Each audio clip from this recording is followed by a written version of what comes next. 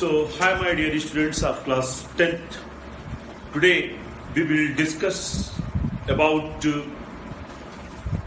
few things in the genetics. These things are very interesting. Number one. Number two, they are little bit confusing. Okay. Number three, if you are now going to join biology in class 12, it is very necessary to have this introductory knowledge about the genetics. Okay, so today we will discuss about the nucleosomes, structure of DNA, how DNA is made up of, nitrogenous bases, pentose sugar, phosphoric acid, then DNA model, and fourth, semi-conservative mode of DNA replication. As I told you that I will discuss later about DNA replication when we were discussing about the second chapter. No? So let us start. Nucleosome. See, when you are differentiating between prokaryotes and eukaryotes,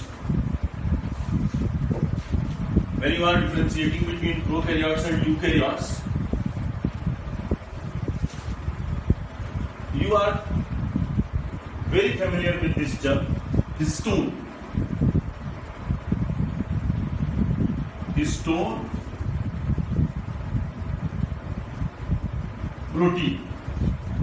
This histone protein is present only in the case of eukaryotes, and this is not present in the case of prokaryotes. This is another basis of differentiation between prokaryotes and eukaryotes. Now, this time we will discuss about the function of this histone protein. This histone protein is found as octamer. It means there will be 8 subunits. It will be made up of 8 subunits. And histone protein, suppose if this is core and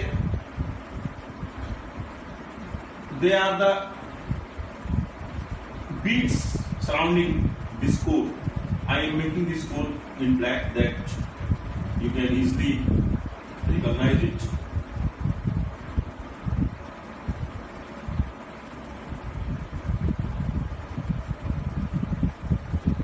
So this core is histone protein. This core is histone protein. What I mean to say?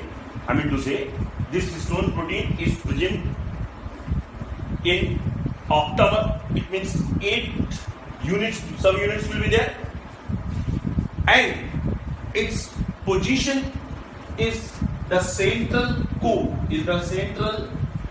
around which DNA is wrapped.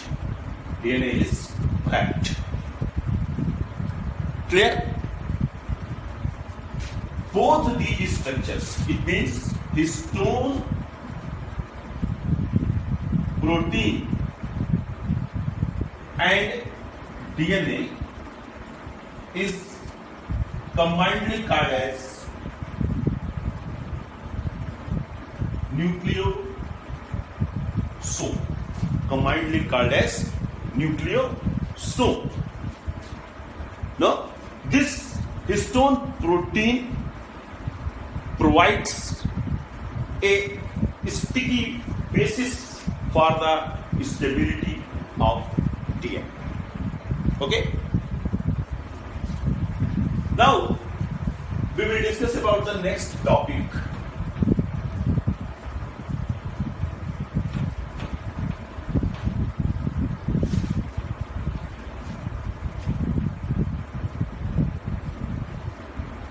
Structure of DNA means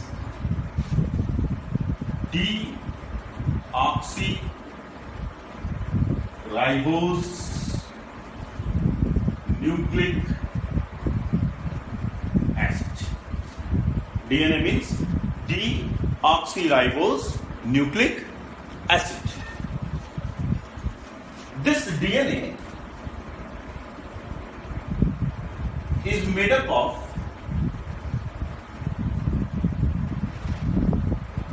nitrogenous bases,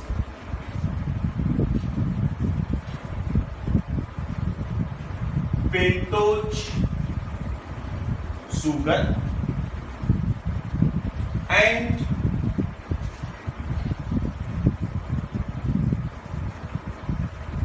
phosphoric acid.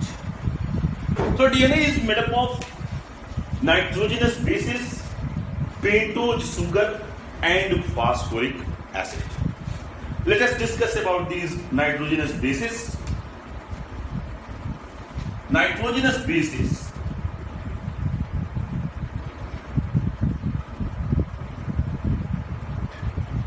may be of two types: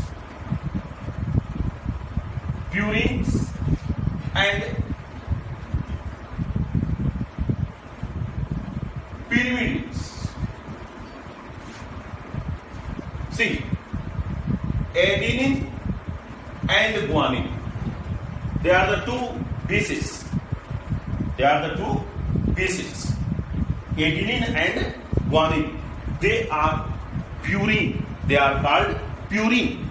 And thymine and cytosine are called pyrimidine. It means total number of bases 2 plus 2 is equal to 4. 2 plus 2 is equal to 4. Adenine, guanine, thymine, cytosine. Okay? Now, I will discuss about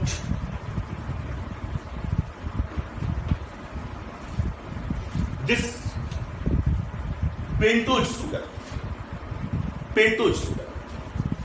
See, if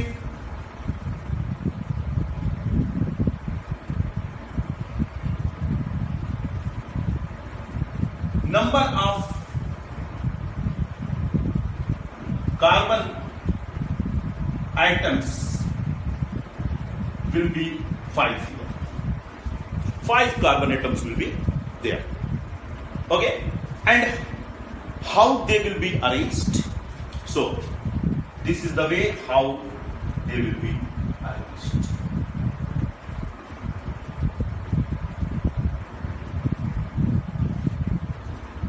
One, two, three, four, 5. 1, 2, 3, 4, 5. This is pentose sugar. This is the way how we are representing this pentose sugar. Glucose and fructose are the hexose sugar. Why? Because they consist of 6 carbon atoms. Okay? So don't be confused. This is pentose sugar. Okay? And the third is phosphoric acid, H3PO4, phosphoric acid. So we have discussed how this DNA is made up of. We have discussed about nitrogenous bases, we have discussed about pentose sugar, and then phosphoric acid. Okay?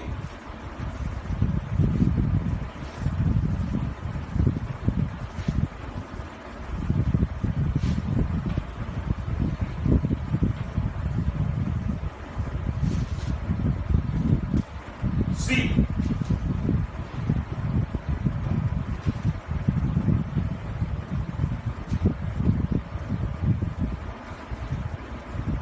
you are very familiar with these terms. Nucleoside and nucleotide.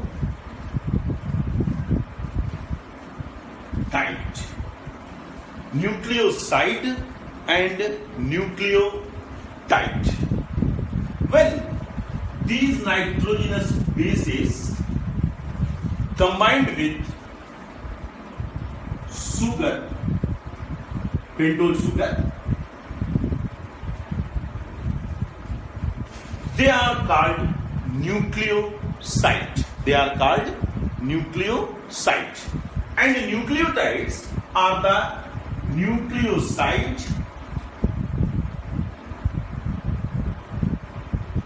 plus phosphoric acid. Now you came to know nucleoside and nucleotide. Therefore, whenever you are using this term nucleotide, it means it is made up of nucleosides and phosphoric acid. Okay? And what is nucleoside? When these bases may be adenine, guanine, thymine, cytosine, anyone. When combined with this pentose sugar, then it is known as nucleoside. So this was the concept of nucleoside and nucleotide.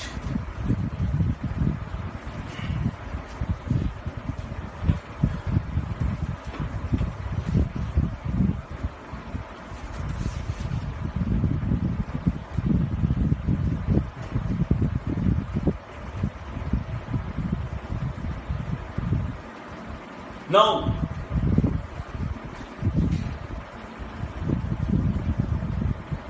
I would like to recall the name of a scientist, Chargaff. He only proposed that adenine always combined with thymine and guanosine always combined with cytosine. Adenine always combined with thymine and guanosine always combined with cytosine. You can see that this adenine and thymine are combined with each together with the help of double bond.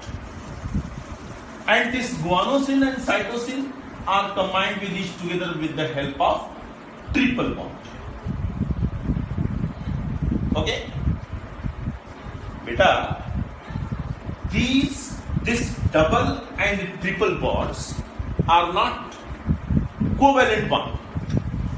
What you have studied about the bonds in chemistry,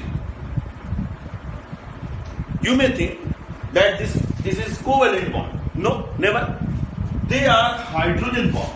If someone is asking you about the nature of these double and triple bonds which are present between these bases, then they are hydrogen bond.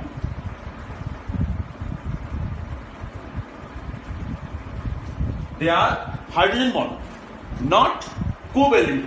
So, what the two rules appear? Number one, adenine always combined with thymine. Guanosine always combined with cytosine. Adenine always combined with double bond, adenine and thymine, and guanosine and cytosine are combined with triple bond. And the nature of these double and triple bond is hydrogen bond.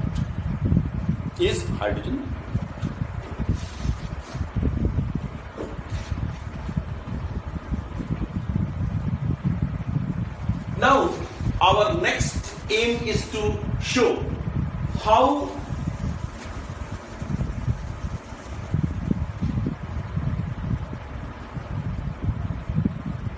they are arranged. Watson and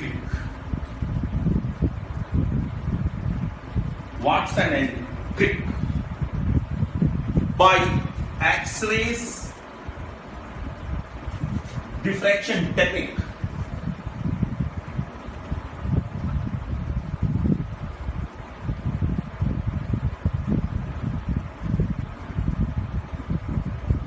X-ray diffraction technique is a very useful technique in which on a plane we are bombarding these X-rays, and if the plane is having some bumps and depressions, or it is not continuous, it can be easily viewed by this X-ray. So one can confirm that the building is completely plain or not. The same was done with these DNA. So the character appeared. Each DNA is a double helical structure. Each DNA is a double helical structure. They are the two helices.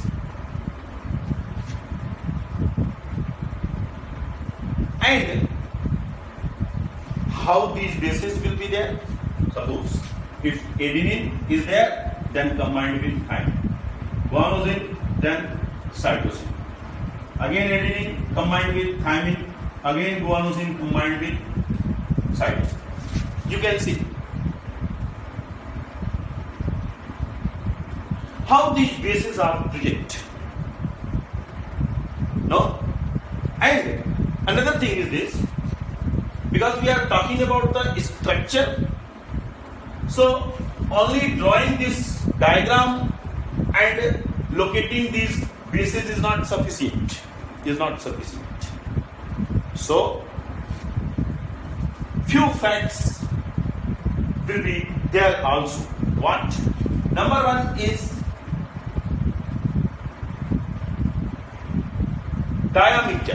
diameter of this DNA helix. This will be always 20 angstrom. This will be always 20 angstrom. There are so many types of DNAs. A, B, Z, C, many other types of DNAs are possible.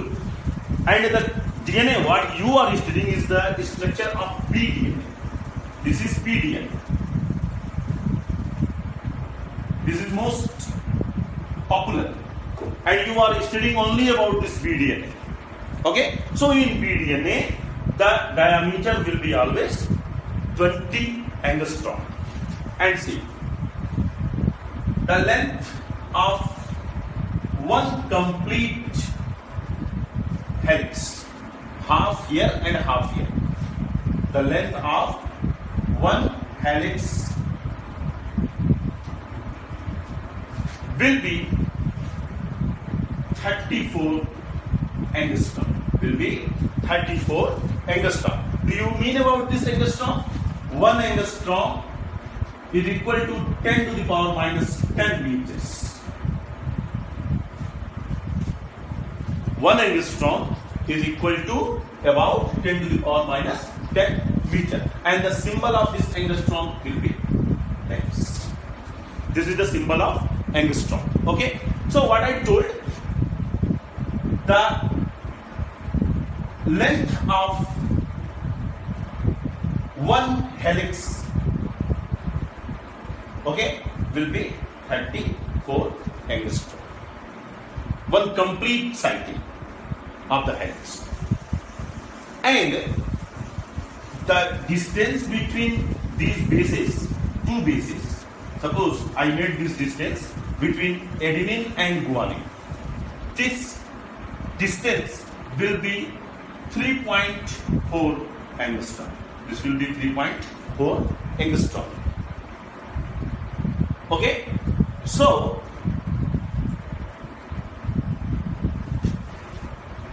in one complete turn, consists 34 angstrom length, and the distance between two bases will be 3.4 angstrom. So number of bases present in one term will be equal to 34 upon 3.4 is equal to 10. It means 10 base pairs will be present in a single complete chunk of DNA. So this was a short information about the DNA, because in the later classes, when you will go higher, then many other things will be combined here. But at your level, this is given as introduction, and more than what is given in your book, I have discussed with you.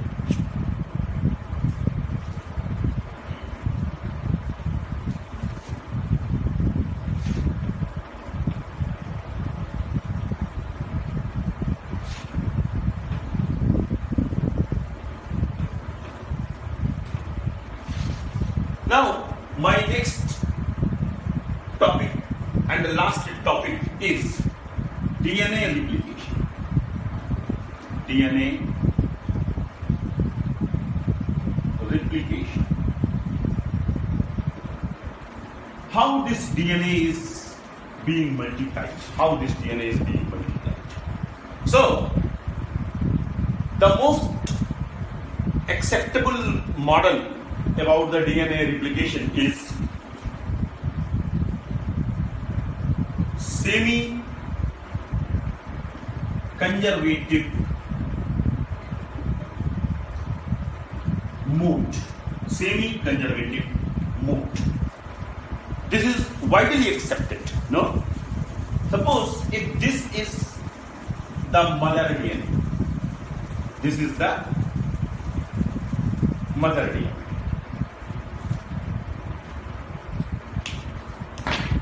This is the mother DNA.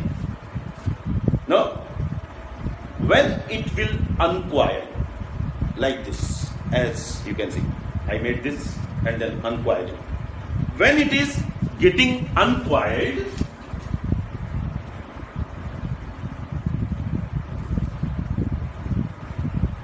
these two separate helices, single helices found, and each helix will give rise a new one that I shown by these dotted lines. And now you can see how two DNAs formed by this single DNA. So this is mother DNA, and they both are the daughter DNA. So this was today's topic, what we have discussed. My dear students, I want to tell you something, because very first time you are learning all these things about the genetics. So it is possible that what these topics we have discussed may be little bit lengthy for you, maybe little bit confusing for you, but it need only attention. What is shown in this video, together with your study, I hope you will be able to understand all these processes easily. Till then, thank you very much.